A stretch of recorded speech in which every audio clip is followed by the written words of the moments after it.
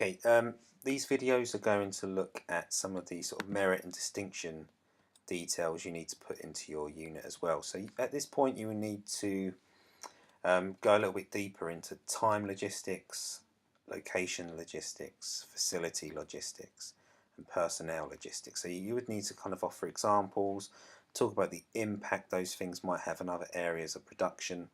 Should be relatively straightforward. Right, so we'll start with time logistics, and what this video will do, it will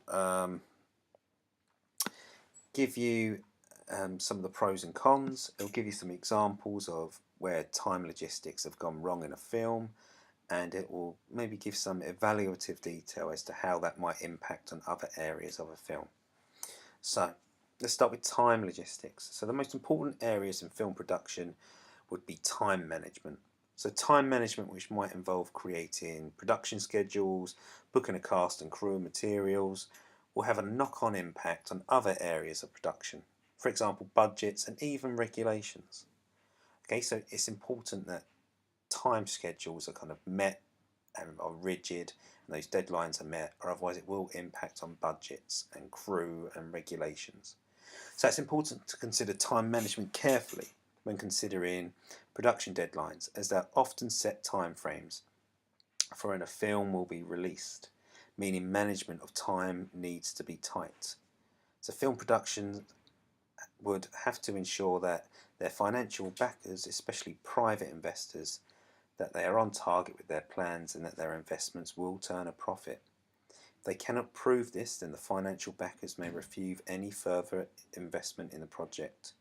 So a good example of what I've just said there might be on the film Super Mario Brothers. That was a film released in the 90s based on the Nintendo computer game, where poor logistics with regards to time planning, plus other things like rewrites and reshoots, meant that its backers, so the people who gave them money, their private investors, refused to help with any extra funds for the money.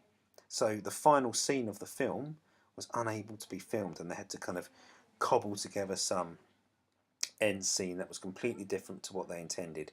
It's because their investors got fed up with them constantly missing deadlines. So there is an impact there. Time management can also have an impact on the rules and regulations as well, like I said, regarding working hours and standards set by the Actors Union.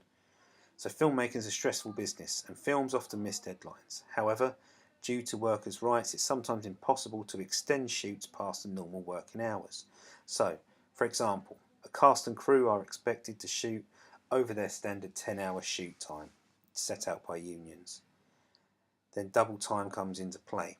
So if a cameraman works over 10 hours, they get double time, which of course impacts on the budget, increases the wages needed. Also, the production team have to provide lunch and meals every 6 hours, which again adds to the overall cost.